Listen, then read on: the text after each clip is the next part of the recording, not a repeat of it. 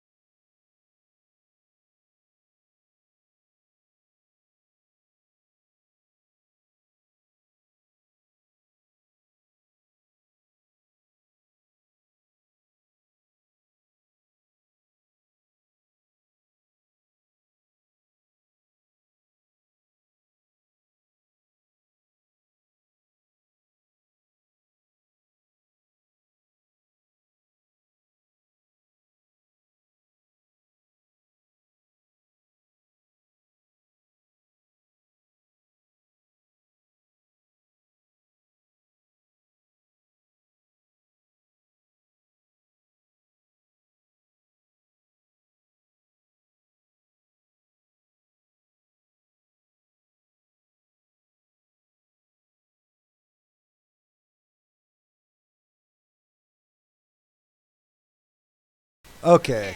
All right. Now, well, we're good. We're good.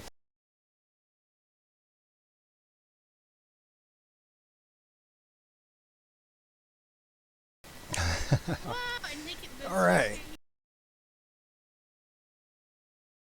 So we're gonna draw something cyberpunk related.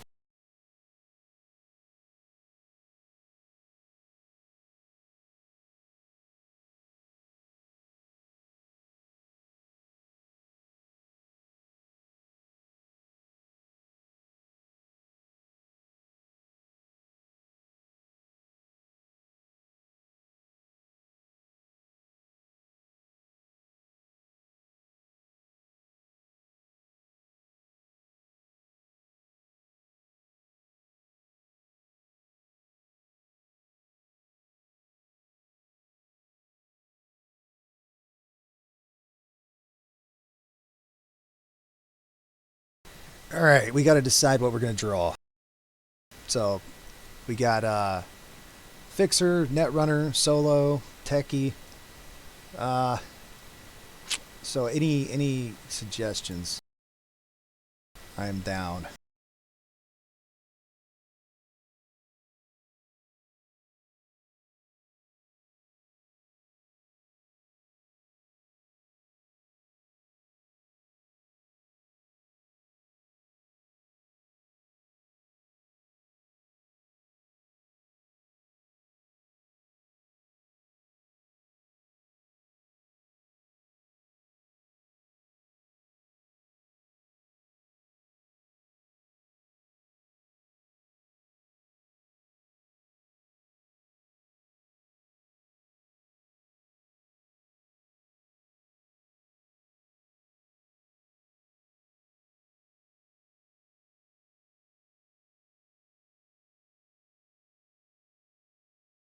All right. I'm on. I'm just not. Got my mute push to talk working right now because my room can get kind of loud. So, but I got my chat pulled up. Anybody's on?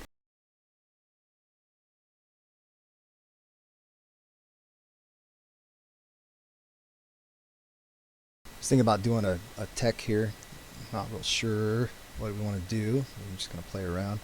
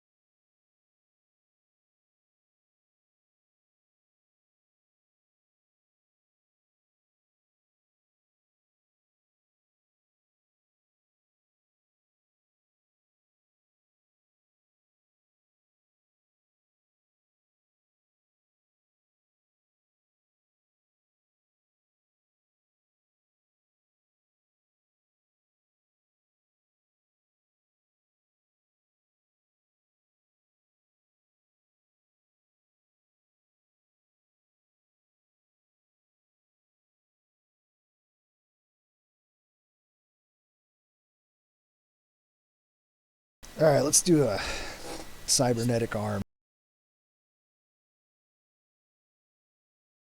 being worked on.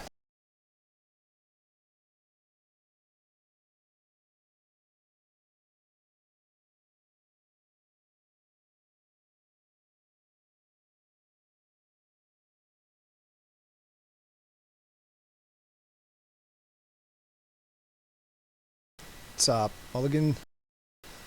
Valerie?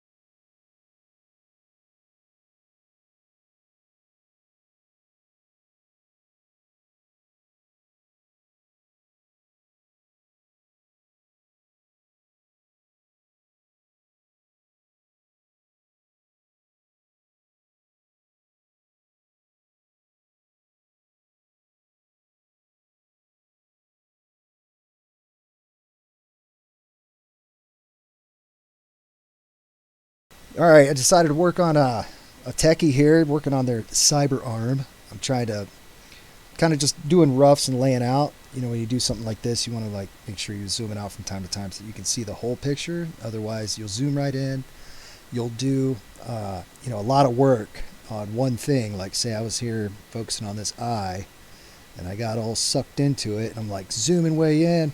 Or then when you zoom out, you realize it's way too detailed or whatever. So you try to zoom out from time to time and take a look at what you're looking at so that everything stays balanced and see anything that jumps out at you. Um,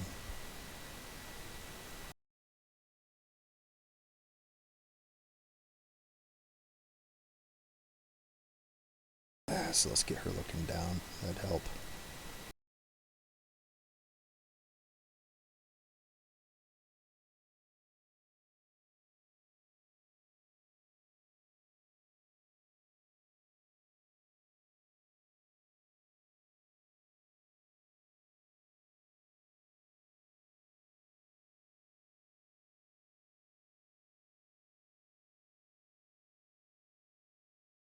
Oh, thanks, Val. I appreciate that. I had a lot of fun with that one. Like, she was like my favorite character, and I just had like such a clear image in my head. I hope it was close to what you had in mind, but in my head, that is exactly what she looked like.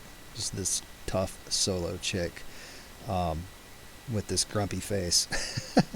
But she was hilarious, and I really that was one of my favorite um, podcasts, one of my favorite actual plays. So I appreciate all the entertainment. So the least I could do was try to do some fan art.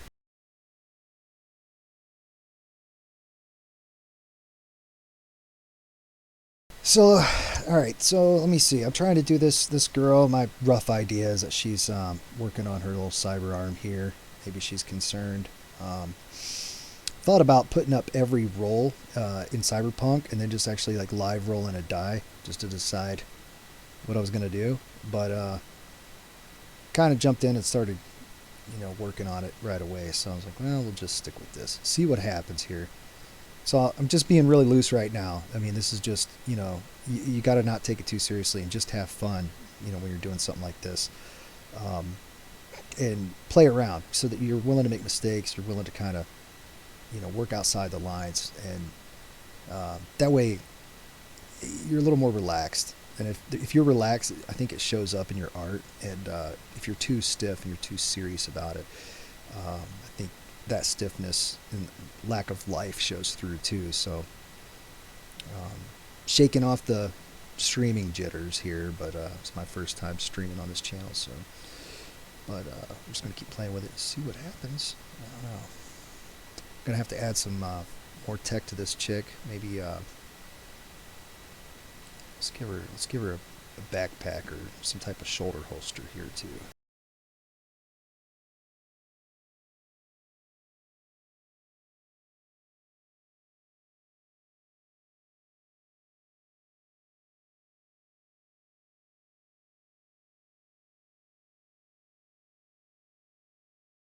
Thanks, Capricious. I appreciate it, man. Definitely appreciate it. Thanks for stopping in, dude. Hope those kids are treating you okay.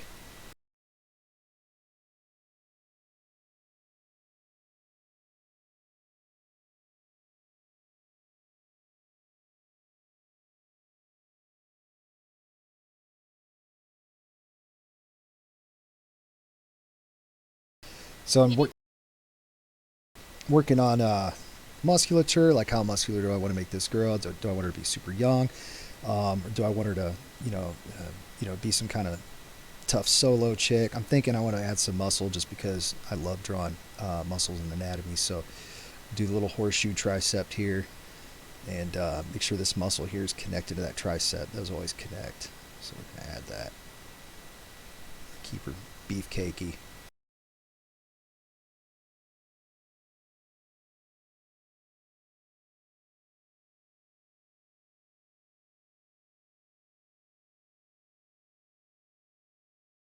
Now meetings can be half the battle, man. I have so many of them at my work. It's ridiculous. Half the stuff could be solved with an email, honestly. But you know, email or meetings give important people time to stand up and feel important. At least where I work.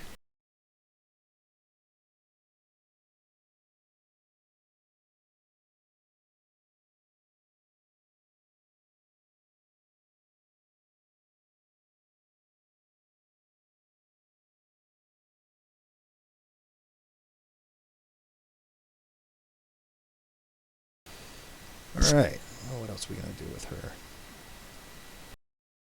I do want to get to the point where I'm doing some coloring because it's pretty cool. Some of the nice brushes I found, like I got a really cool carbon fiber brush that I was able to find. I want to use that on some of her arm. Let's give her some earrings. You know, futuristic man. You gotta have some jewelry. You got to decorate.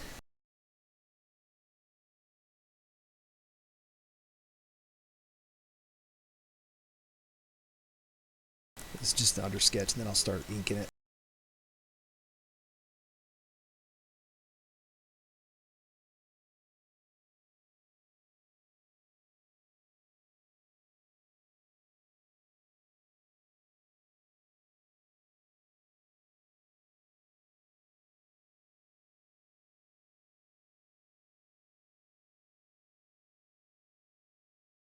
The hype train.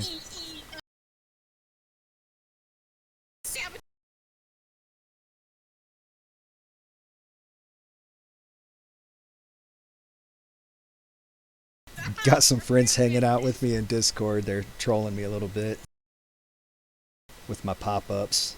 I'm obviously not a professional streamer. I had this on lockdown, and no way you guys would get through. That's okay though. They're backing me up here. All right. What else? Let's give this girl some dreadlocks.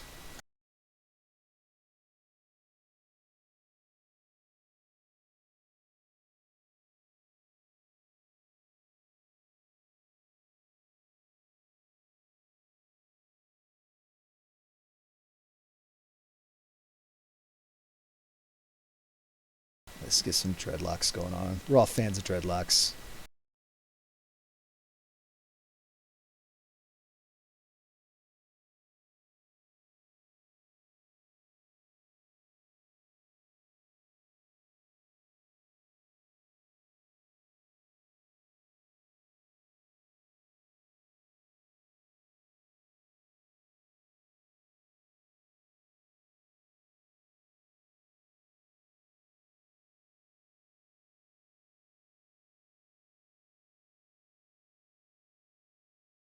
I will. I'm gonna have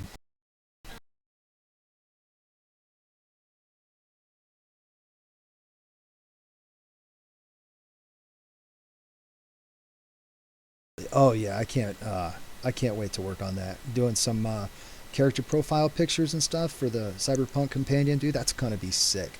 That's one of my favorite things is like finding the correct picture on Pinterest and adding that.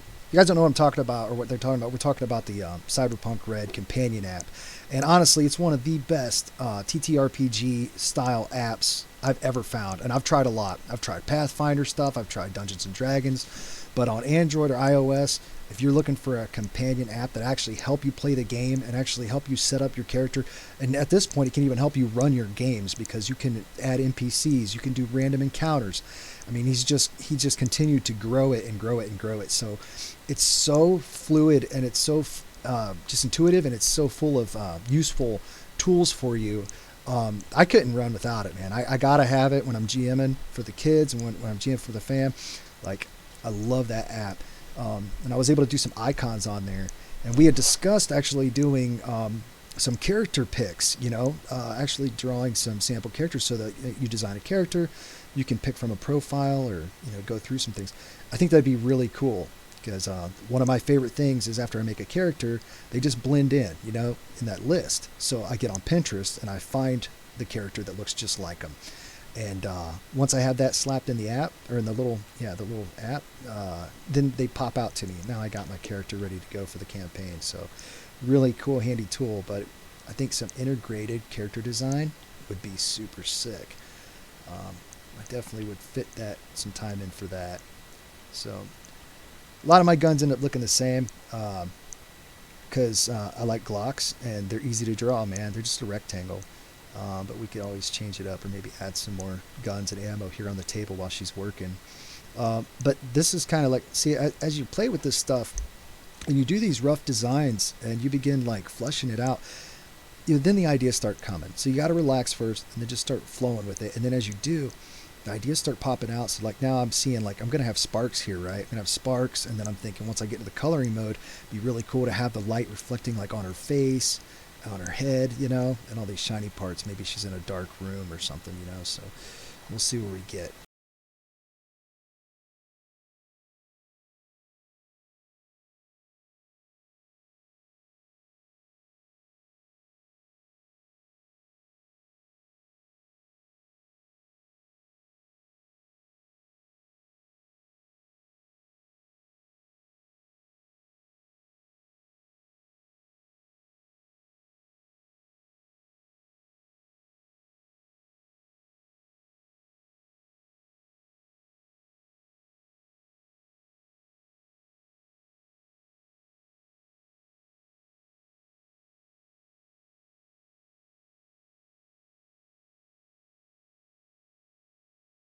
Her fingers are looking a little bit beefy there, but again, just playing around. So we're going to do the side here. Small pinky.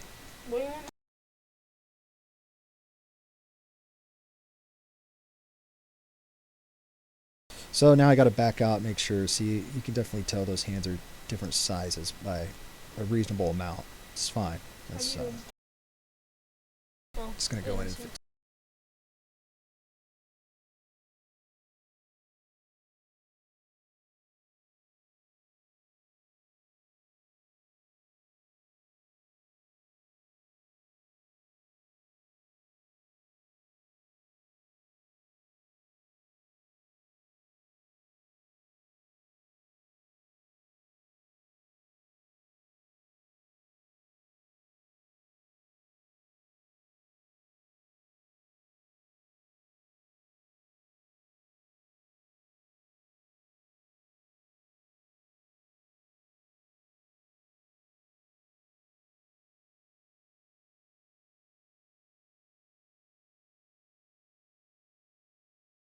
Trying to decide on more detail on this. Okay, I see a problem right now with her back arm. There's this huge gap right here, and it's connected right there.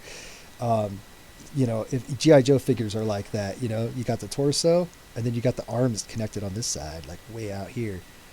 But real people, they have a lot of muscle tissue and a lot of ligaments and things that are connecting them to their torso. So you want it to be integrated. So I'm going to have to connect this a lot more. Her armpit and under her arm is going to connect to her lat. So I'm going to go ahead and bring that in some. Let's see if we can make it look a little more realistic.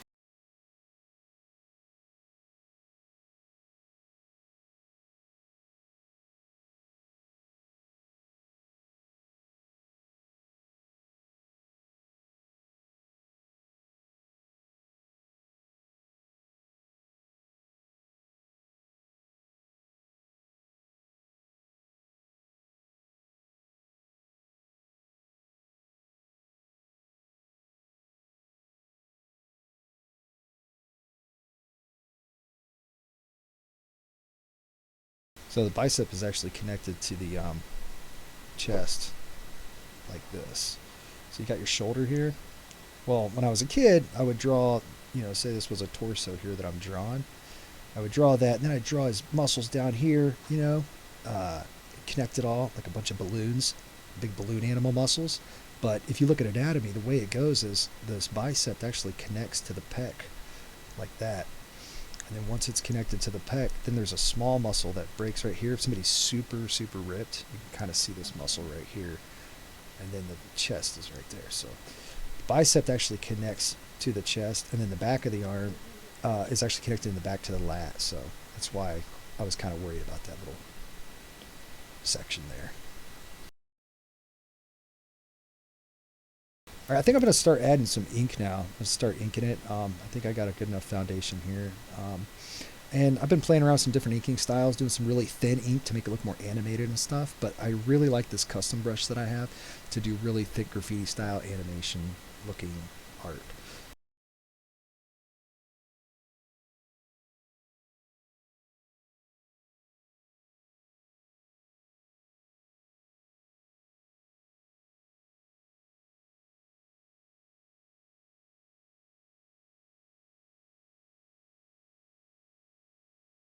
Okay, so I'll start another layer here. And so this is basically just, I'm trying to think what brush I used.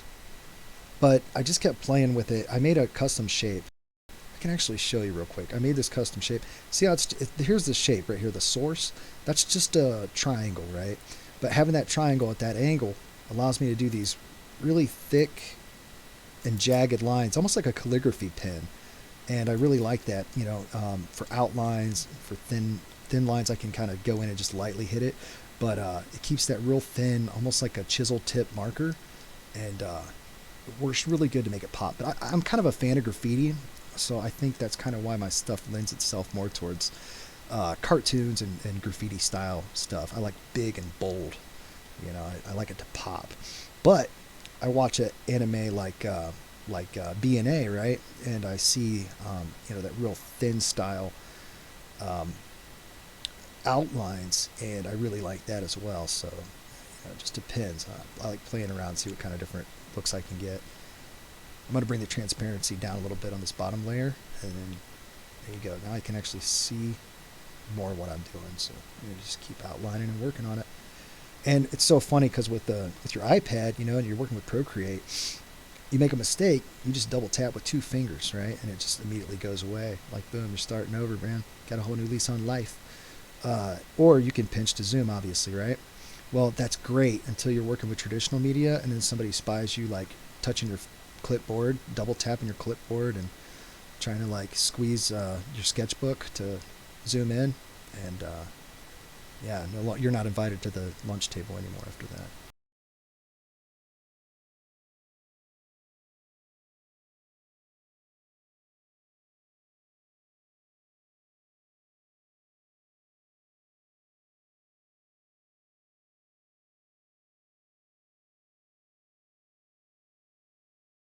Surprise you. Okay. All right, so we got to do something crazy with this apparently. Let's see. Got my gears turning. All right, I'm gonna keep working on this. I'm gonna think about it. I think I can come up with something.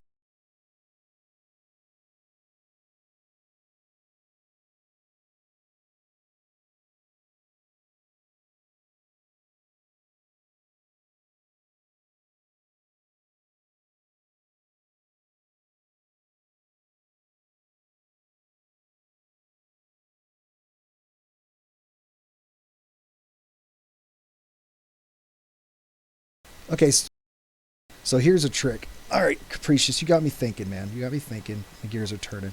I'm gonna share a quick thing here. So I got this table, right, and you're seeing it on both sides. Super sketchy. I need a straight line going across.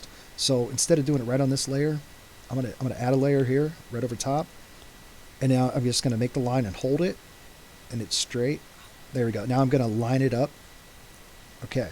And the reason I did it on the other layer was so that if I have anything going on underneath of that, it ain't gonna hurt it when I erase. So now I can erase, you know, that, and then I just merge it later. But basically, that just gave me freedom.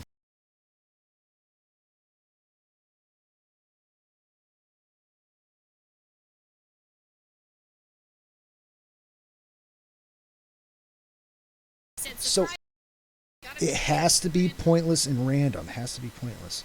Man, everything. Man, now you got me thinking about like philosophy. Everything has a point, right?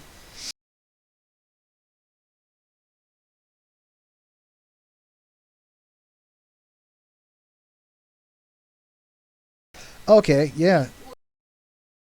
Okay, my son gave me a good idea. All right. Here, let's do this.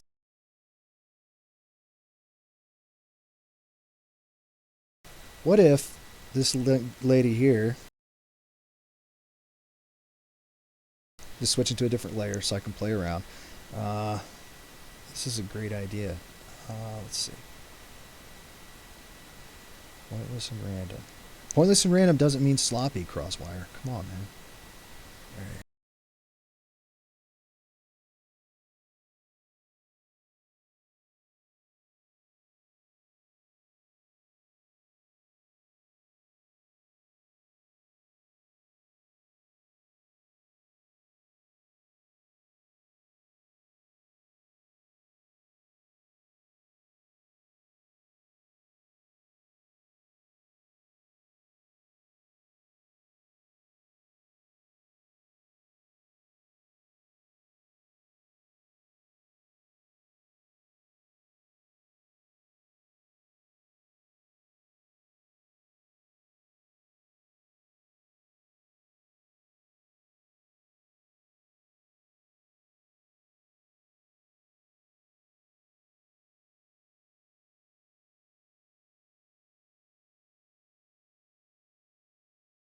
Hmm. I'm thinking now.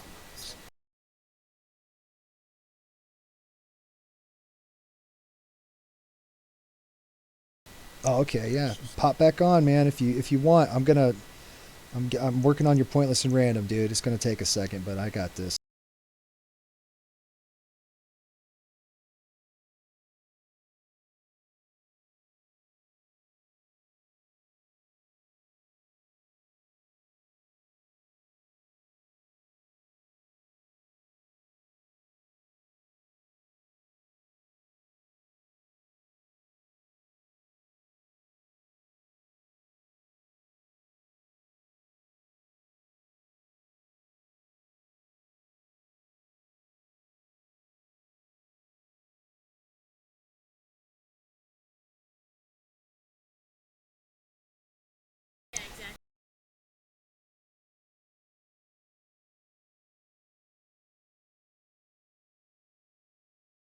All right, so thinking pointless and random here. What would be more random than a ganger holding her at gunpoint? Uh, that looks like Ronald McDonald, dude. Like, what if in Cyberpunk we actually had some gangs that were repping some of the greatest fast food joints of our time? You know, maybe there is no McDonald's anymore, so they're trying to keep that spirit alive by rolling around looking like some yellow and red, repping some yellow and red gang colors, and then like you could definitely see a gang leader being like the Burger King, dude. I think we're onto something.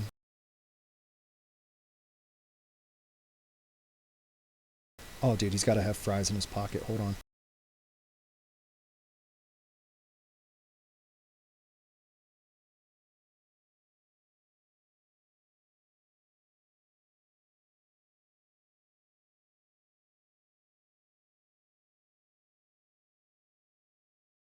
Boy, I barely even know what that looks like because I don't eat that garbage.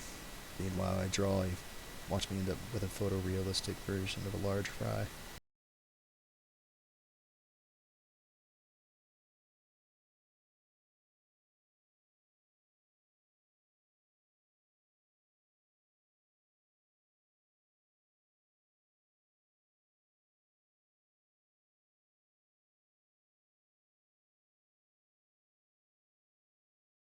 Let me give him a twisted smile here. Oh, dude, Wendy's is Harley Quinn. Oh, dude, that would be awesome. That'd be awesome. Oh, and like Five Guys, Five Guys, maybe like five brothers that join the gang. Panda Express, you can have a dude in a big giant panda, kung fu panda outfit. I don't know. I think we can make it work.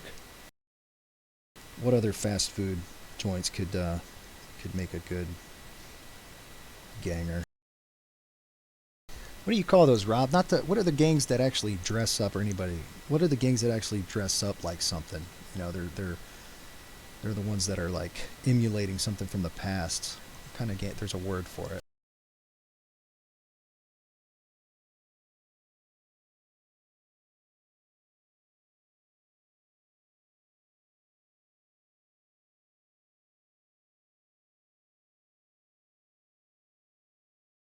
Yeah, poser gangs. That's it.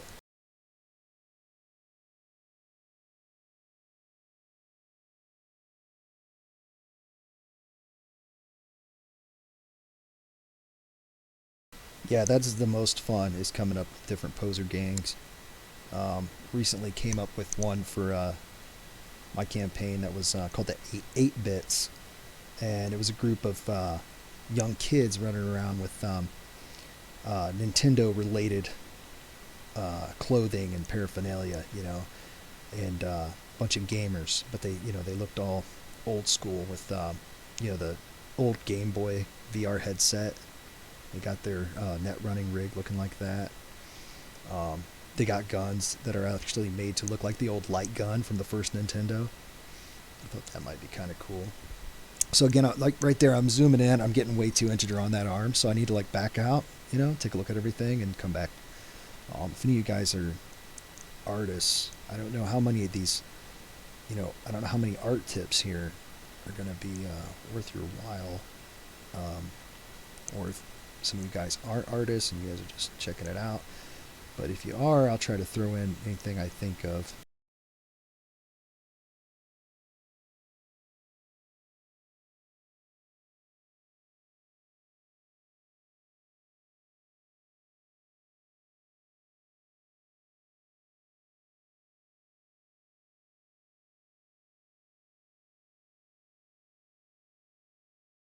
I really like the idea of having this cyber arm melding in with the shape of the muscle with some carbon fiber skin or something.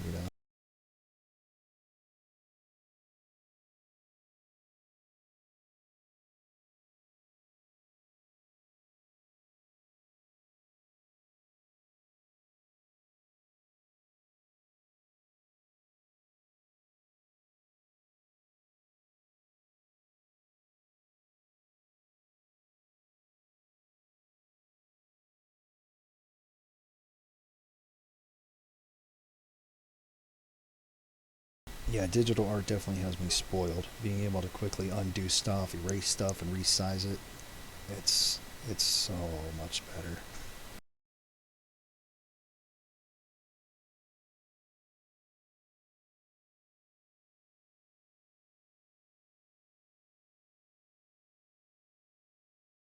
Try to work a little bit faster here so we can get somewhere and people aren't stuck watching and want to leave or whatever maybe.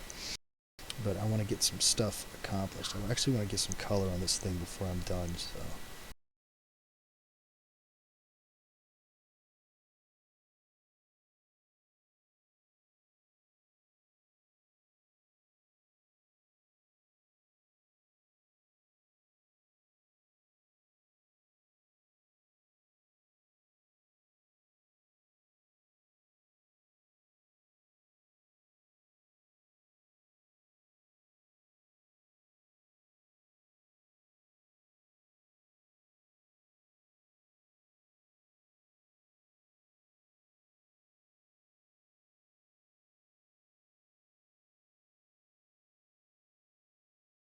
And my favorite thing to draw is hands. I was always obsessed with trying to figure out how to draw hands as a kid.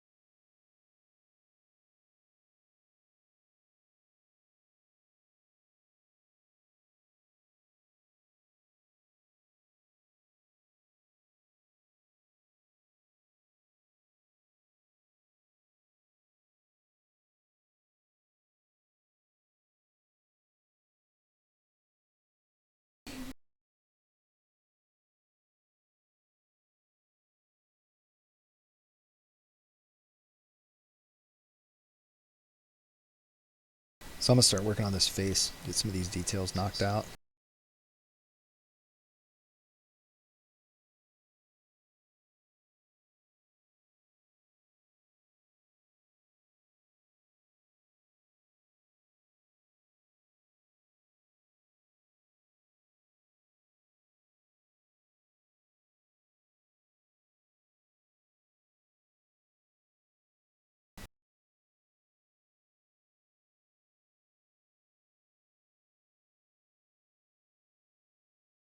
So my daughter suggested that I figure out a way to put in some background music on something like this. But the only problem I could foresee with that is some people really might not like my style of music. But I don't know if they're fans of Rob, they probably would. I like a lot of metal, so metal and hip hop, so that's probably what it would be.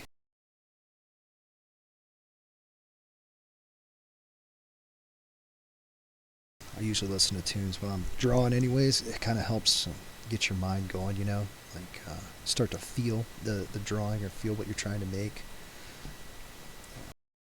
I think it really helps. There for a while, when I was in art college, I wanted to spark some sort of creativity, right? Because I was like hitting a wall, and everything I was doing was just so bland to me, and I didn't enjoy it. I was like, man, everything I draw sucks. Or another problem was it looked like everybody else's stuff. It looked like the people that I was a fan of. So what I did was I just I starved myself from any influences, and I didn't read any comics. I didn't watch anything. The only thing I did was listen to music, and I would just draw real relaxed and see what comes out. And it was really weird. It was a unique experience because my art started to take a different form other than what I looked at. It was more I don't know, visceral, and had a lot of chaotic little details, and really kind of an ominous feel to it. I enjoyed it. I kept some of it, threw away some of it, but I noticed a lot of times when I draw something that I actually like looking at, it's because it looks like somebody it looks like somebody drew it that I'm a fan of, Like, I'm a big fan of Humberto Ramos. If anybody knows him, he is an amazing artist. Humberto Ramos. He drew Spider-Man for a long time. Just a really cool, fluid, animated looking style. Hey, what's up, Iguana? Oh yeah, good point, Wolfie. The music on Twitch, get copyright claimed, right?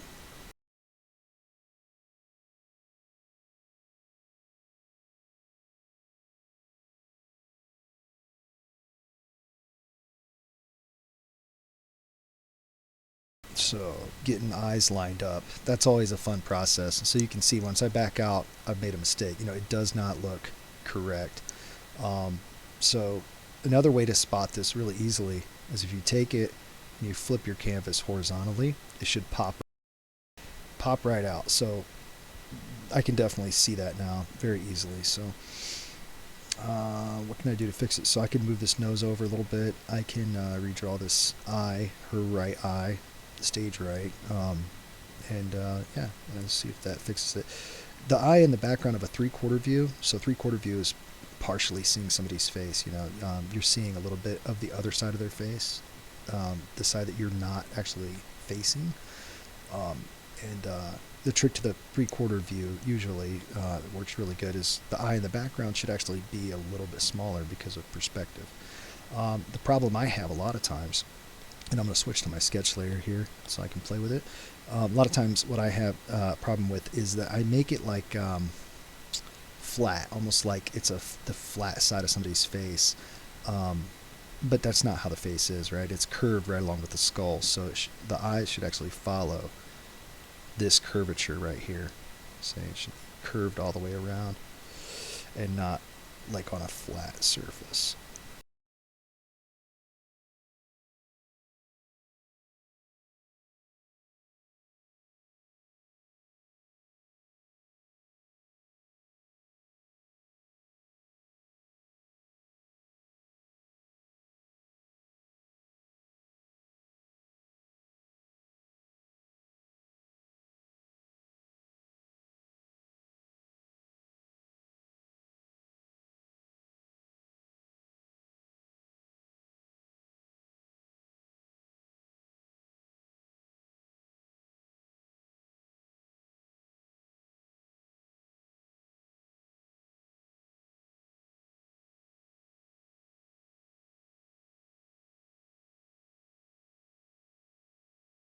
All right, let's knock that eye out and see how that looks.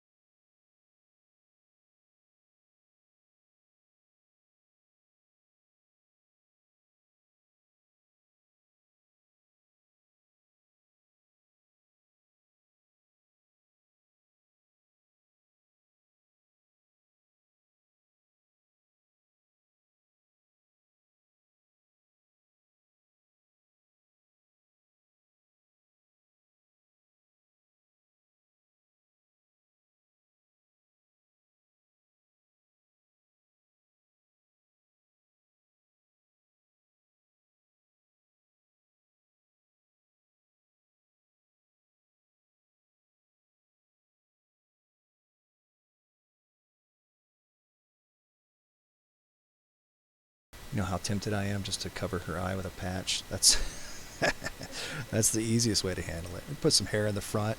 There's so many artists that do that, man. Like they get to the second eye and realize like, oh, that's the hardest thing to do in art is the second eye. So they'll just put the hair in front of it. But come on, we all know the problem. The problem is the second eye.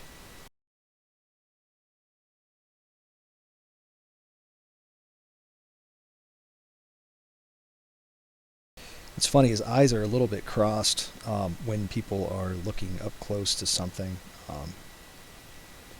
Maybe not that bad. That's actually like when you focus in, it your eyes kind of cross a little bit.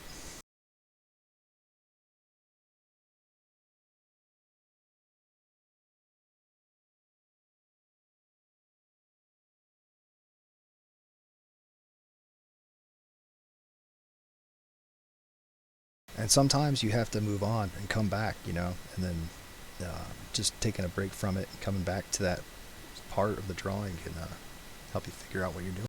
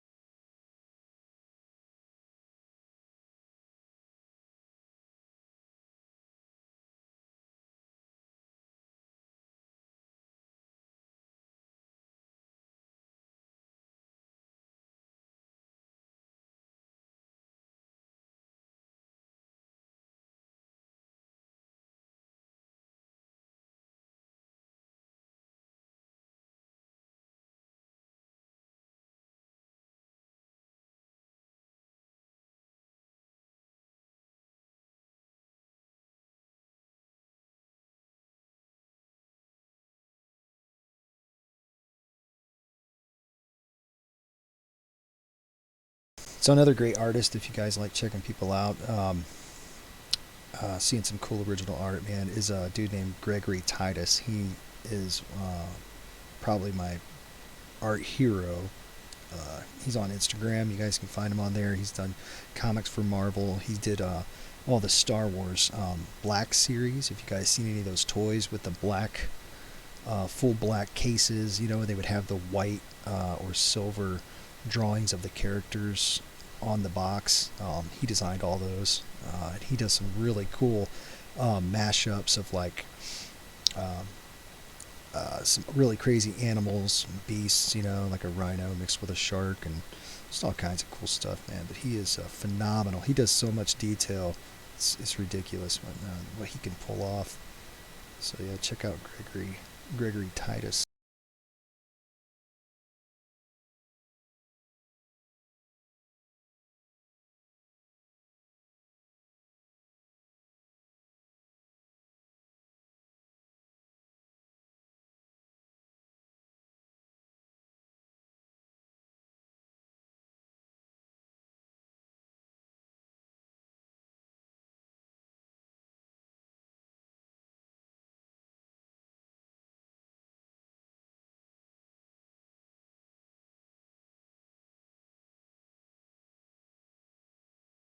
Thank you.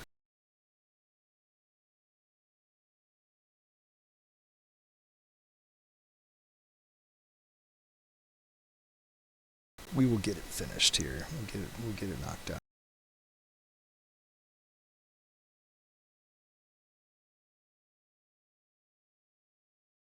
I actually traditionally work pretty fast because I'm very impatient. Like, I want whatever idea that I have in my head on paper now. I want to be able to see it, you know, and I want to be done with it. So I work really quick, which is good and bad because some of these artists that, I mean, that are the most impressive are the ones that really take the time and they really get all the little details. And man, some of these guys out here, I'm talking like 18, 19-year-old kids, are blowing my mind. Like, I can't touch them. They're so good. It's not a competition anyways, but I'm telling you, these kids are like, they're setting new groundwork for art. They're doing things that are so phenomenal. And the detail, the amount of detail they put in the portraits and I mean, like, you know, drawing little individual skin cells, and you know, like Gregory Titus does every blade of grass in a scene. I just can't wrap my head around it. If I could take my time, you know, I'd have a different style. I'd probably be able to flesh something out, but I have a little bit of ADD, I think, so I want to move, get something done, and rock on to the next thing, and start trying to, you know, develop something else. So I don't do good at taking my time, but it does have its advantages because it cuts down costs on commissions. When people hire me, I just do it hourly, you know, and I'll just do like $10 an hour, whatever. And you know, I can usually wrap a full color character piece or something like that up in 5 to 6 hours. So being quick in that regard definitely helps.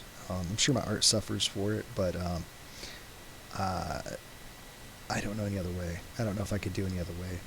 So I just keep moving fast, man. But every now and then, I make myself slow down and I want to get things right. You know, I want a professional presentation, and that's something I've lacked over the years. So I really want to focus on putting up finished work and actually taking my time to really dial things in and make them look correct.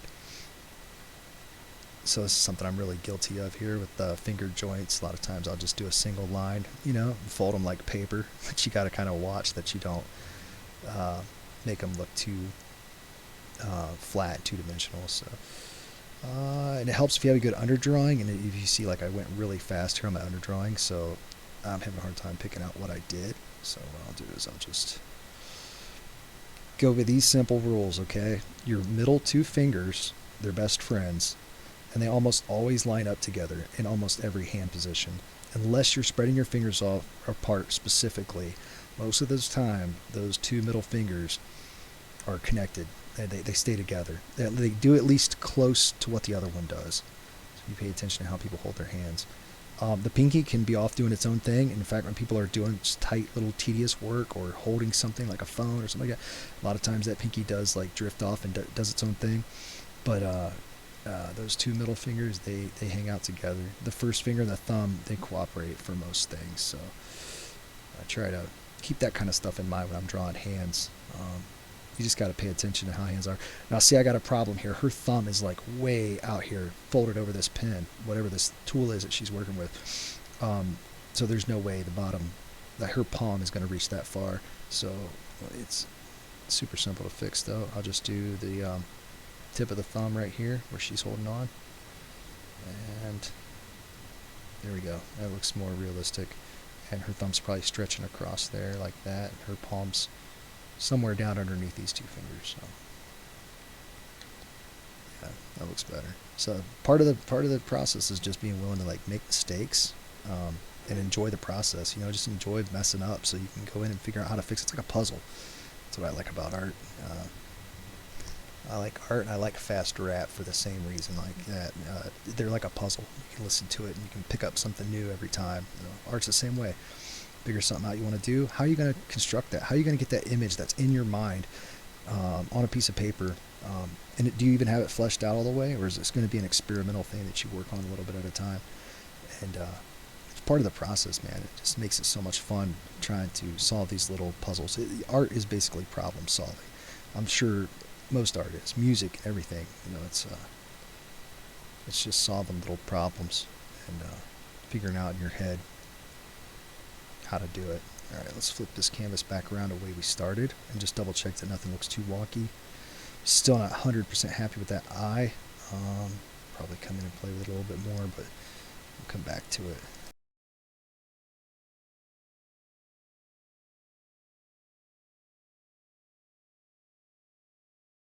Alright, I'm probably going to start laying some ink down on Ronald McDonald back there.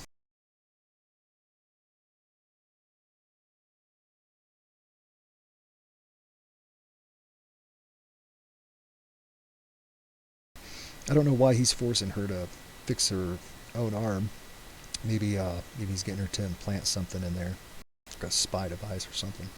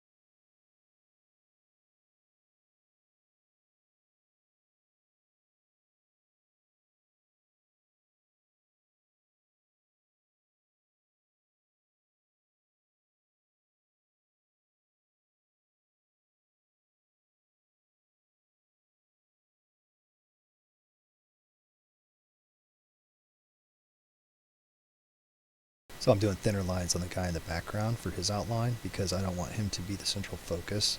So a lot of times what I'll do is something in the foreground, I'll do really thick outlines to make them pop. And then the guy in the back, or whatever details are in the back, get kind of a thinner outline, kind of push him back a little bit.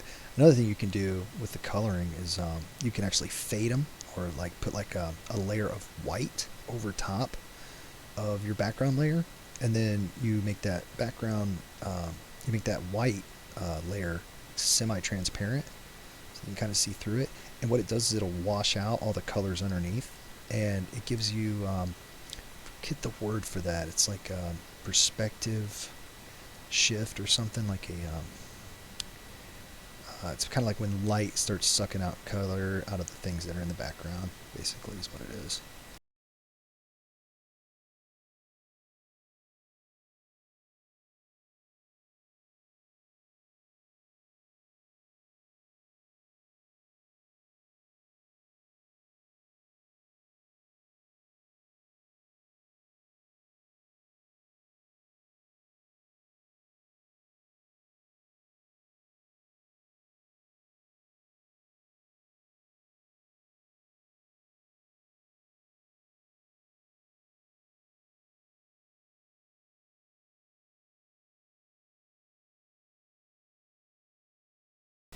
So fun part about digital art is how fast you can fill some stuff in.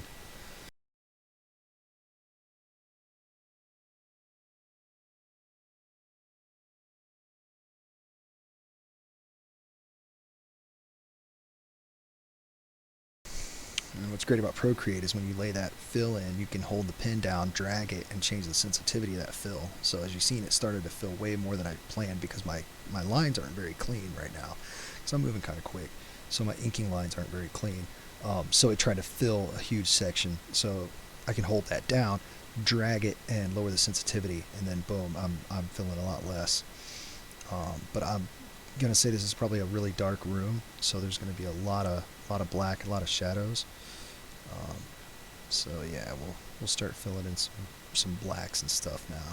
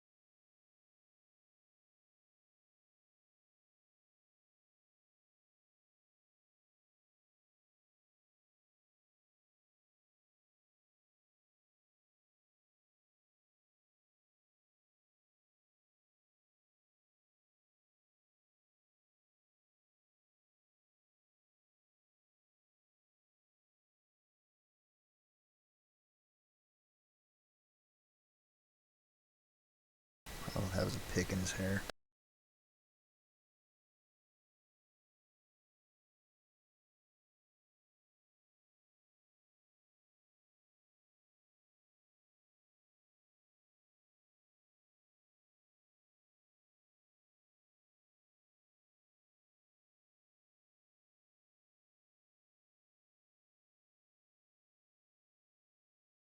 You can kind of see when I'm doing these curls on the edge of his hair here. When I was doing that, it wasn't really following my line very well. I was going curl, curl, curl, but it's kind of doing a straighter line. That's because I have the streamline kicked up really big on this angle brush that I have, so I can do the stroke path stabilization. So the streamline, I have it maxed out. That's so that it's easier to do straight lines. So when I get in and I do shading or something like that, I can get these really straight, crisp lines. That's something I practiced a lot as a kid, was just seeing how many lines I could get really close together without having them touch. It was just like a coordination practice that they did early on in school. I found like a little project where we did that, and I really liked that practice. So um, yeah, that stabilization really helps you get some tight lines and some really straight lines. But if you're doing curls and things like that, it kind of messes you up. So I can switch to a different pin. Let's see if the stabilization, let's see if we'll turn the streamline down on this, and we'll use that as the curl brush. See, now I can get really juicy Jerry curls in here, just to make them so scrumptious. Boom. The regular pen that comes with Procreate, this technical pen, is so good. The sketch pencil is so good. Like, you don't even need a bunch of custom brushes. It's just fun to play around with. And I found that art is basically, I'll answer that question. I feel like it comes down to the artist and not necessarily the tools. There's a guy on Instagram called Joverine, Joverine, I believe. Absolutely amazing, and he does so much stuff with just a big pen that I couldn't even imagine being able to do. So yeah, it's not the tools. So yeah, if you're just getting started, use those basic brushes and the regular pencil and things like that. they're really fun to play with. They know what they're doing. They set you up with a good set of tools already. And the way I fill the empty space without it feeling flat. So the big trick to doing shadows is the first one, the easiest thing to focus on is called a drop shadow. And a drop shadow is basically anything time something overlaps something else, it's going to leave a shadow. That's called a drop shadow because it's dropping the shadow underneath of it. So it's very easy to say, like, I'm going to take the edge of his hair, right? And it's overlapping his skin right here. So I can just offset the same shape just a little bit. See, I didn't follow. I offset it. I offset those shadows so that it looks like that hair is sticking out a little bit and that shadow is laying it down. Everything you can think about can get a drop shadow. And the easiest thing to remember too is like most light comes from above. It's either lighting in the room or it's the actual sun. And so it gives you a really easy base point to start adding your shadows by just putting drop shadows at the bottom of things. You know, you can put them underneath the eyebrow here. You can put them underneath, like when I do his nose here. And I cheat and I hold it down so it does an automatic circle. I can put a drop shadow underneath his nose. And that starts to make things look less flat, which I think of what you're talking about. It kind of makes things look more three-dimensional. Drop shadows are just a super easy trick, man, and they work really well. And as far as filling in black, you just drag this down from the color, hold it on there, and boom, it fills it up. You can drag the sensitivity. You can see there in the corners of the eye, you can see a little bit of white. So I can just bring that threshold up, and then boom, it's covering it. So it's super easy to fill stuff in. Let's make this guy twisted. The more lines you add around somebody's eyes, the more tired they're going to look, or the more evil. So if you really want an evil look in person, you know, wrinkles are evil, I guess. So you just add a lot of line work around the eye, you know, multiple bags, and then boom, you got a much more menacing character.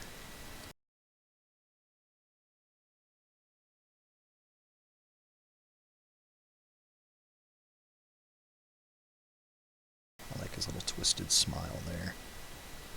So this guy is all thanks to Capricious.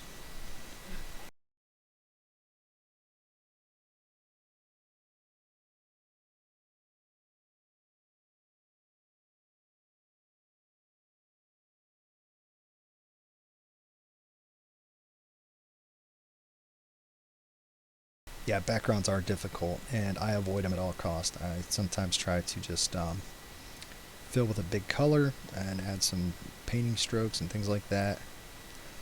Um, yeah, I try to avoid backgrounds at all costs. I prefer character design over everything else, but if I have to draw a background, I guess I will. But I don't enjoy them. They are so much work. My hat's off to amazing artists who can do really cool backgrounds.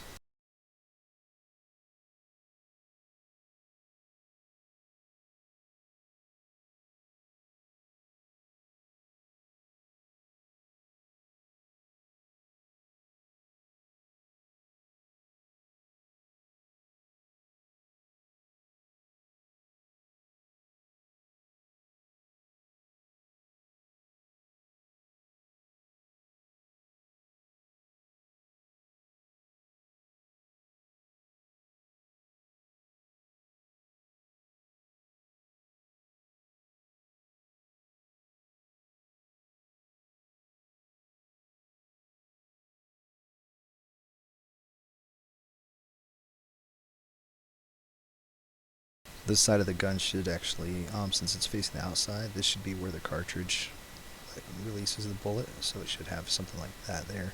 So that little trap door can open up and shoot the bullet out. And then the inside of the gun has like this right here, you know, the part where you actually cock the gun.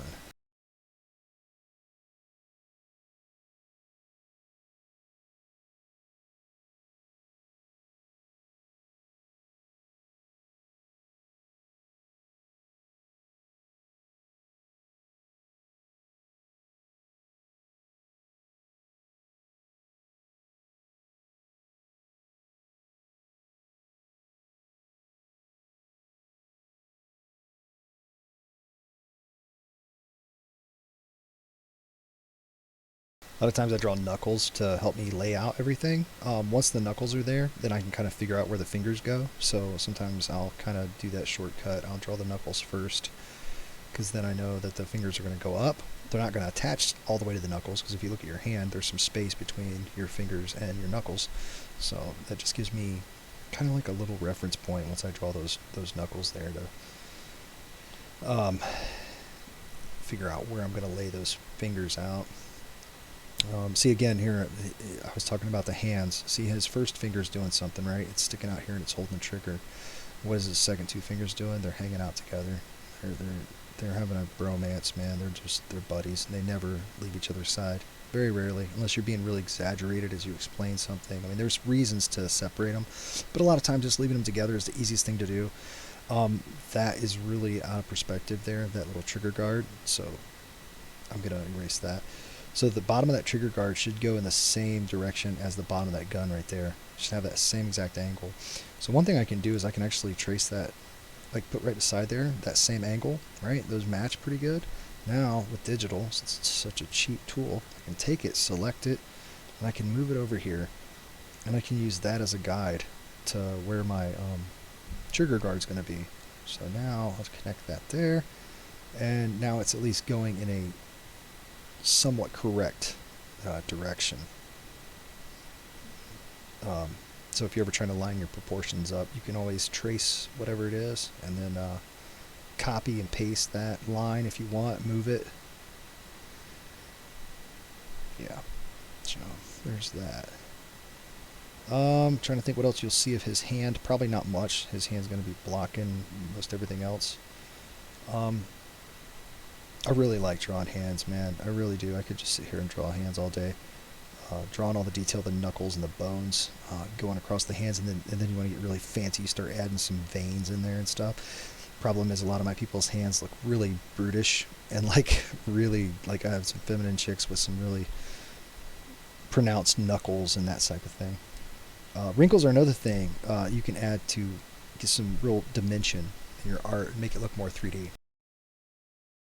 I'm probably going to stream this for another hour at the most, probably, unless Rob needs me off here for any reason. So, yeah, these wrinkles, man. Here's the thing. I was talking to an artist friend, and he was asking me about how to do folds and wrinkles in clothing. A good tip is if you're doing something that's made of a thick material, like this guy's coat. I figure this trench coat is probably like a real thick material. So my folds, if you look at my folds, they're nice and they're thick, big folds, right? And there's only a couple there, like with the crook of his elbow or whatever. Say that's his elbow right there. If it's a really thin material, like say it's like a silk blouse, well then, oops, I erased way too much. A really thin blouse or something is going to have a lot of wrinkles, and they're going to be super tight and thin. So say this, we're looking at the side of some lady's shirt here, or it could be a man in a silk fancy shirt, doesn't matter. So what I'm going to do here with this shirt is I'm going to start adding these little tiny wrinkles all over, putting these little angles on them. Oops. Putting these little triangles sticking out of them like this kind of gives you an identifier of where you can add another wrinkle. You can just go down the line. Say this is the outline of his arm. You can just go down there and just start adding some of these little triangles, and then you have a spot for a wrinkle there. So now you can just switch it in there, add that wrinkle. A silk shirt, I would just put tons of these stretchy wrinkles going all the way across it. So yeah, that's your wrinkle tip of the day. Go ahead and put that in your pipe.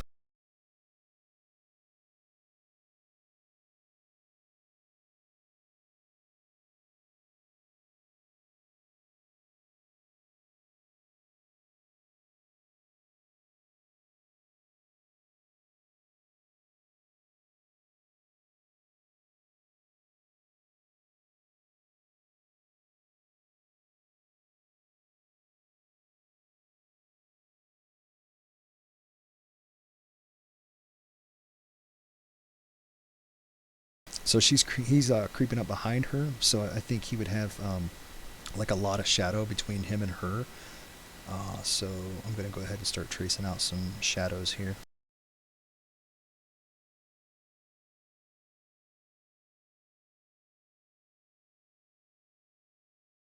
I don't want to lose that outline that I had for her. So what I'm going to do is I'm going to take an eraser, kind of a small eraser here, and I'm going to kind of trace over that outline so I still keep her separate and popping.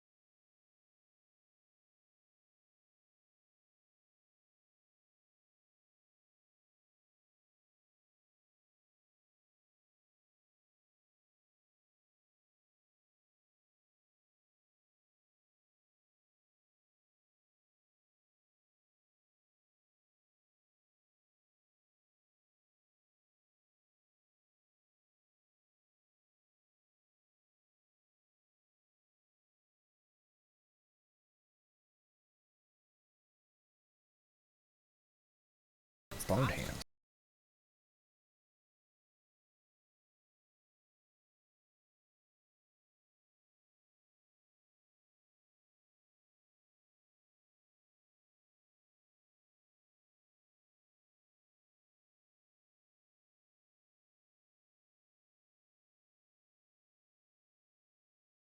I wouldn't mind having some bone hands on here.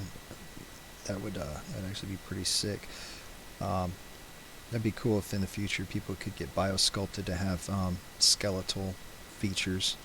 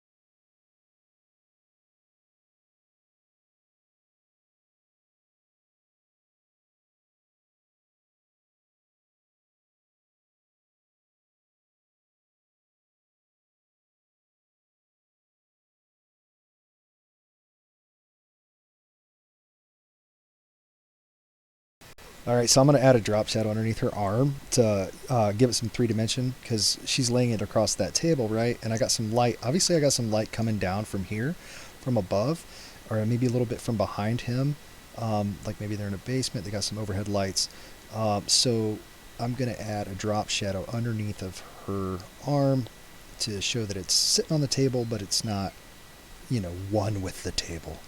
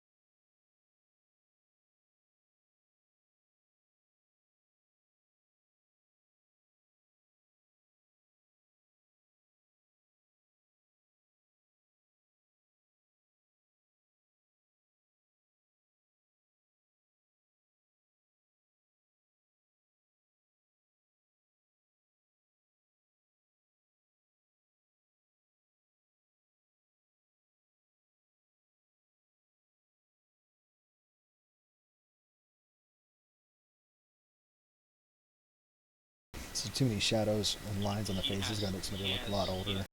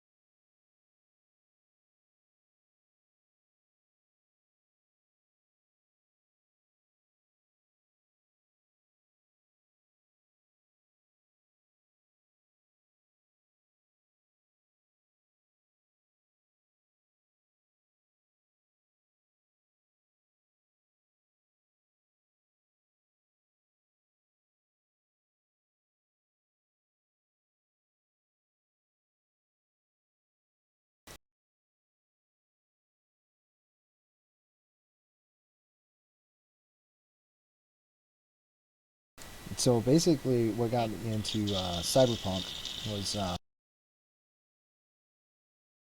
always wanted to play D&D or Pathfinder because I had played Vampire the Masquerade when I was younger, and we played a very combat-oriented version of that game, and we had a lot of fun. And I always wanted to try something different.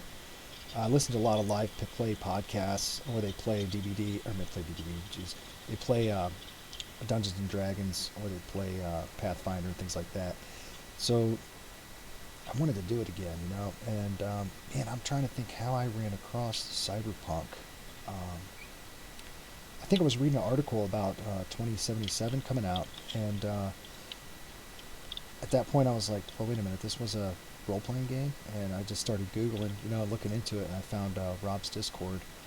I started asking a bunch of questions, looking up and downloading anything I could about it, and I was hooked because I was like, look, dude, this is way cooler than D&D because you can have guns, flamethrowers, and cybernetic arms. What else do you need? Do you really need sorcerer points at that time to really need a talking dragon? No, no, you don't. You don't. Are you shitting? Hey, I like D&D, but I would much rather have a neural implant that makes me faster. Well, I think technology eventually is going to, it's going to make superhuman humanity possible, right? It's going to be what unlocks the door to things that are beyond our current abilities. I mean, you could basically craft the X-Men you could make the same thing as the X-Men, but just use technology to explain it all. And, No, yeah.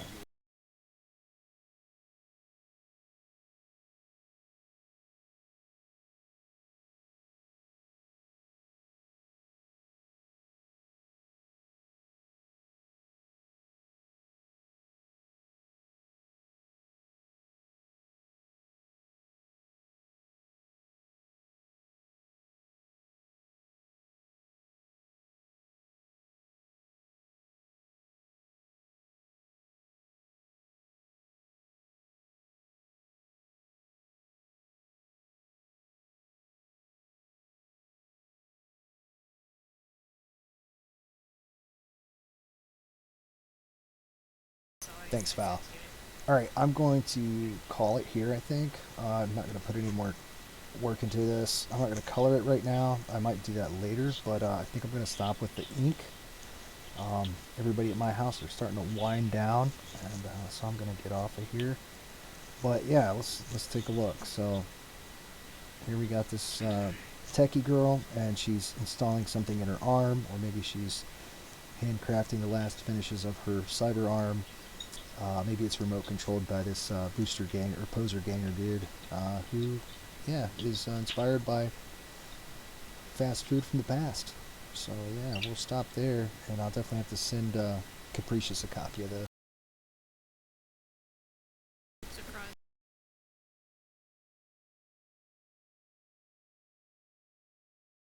So thanks everybody for showing up and watching. I appreciate it, and yeah, and we'll do this again sometime. It was a lot of fun. So everybody, take care.